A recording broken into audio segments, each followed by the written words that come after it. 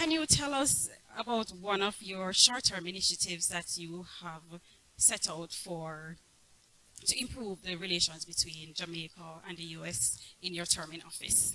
We definitely need to collaborate. What happened is that during my campaign, when I was talking to individuals, the first and most important thing that was on their minds was crime.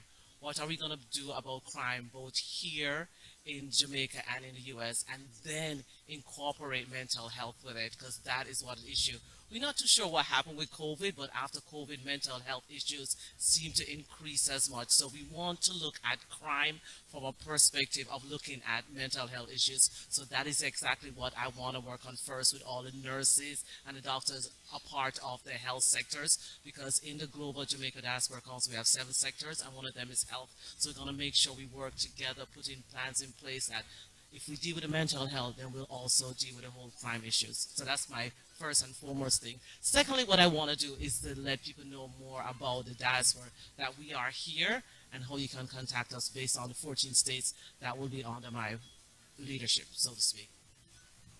You have a heavy load to carry, 14 states, but I'm sure that you will do very well with the support of your team. That is actually true, because there's nothing you can do without the support system. And that's what makes a difference. When I came to the US, I had family and your community and your church.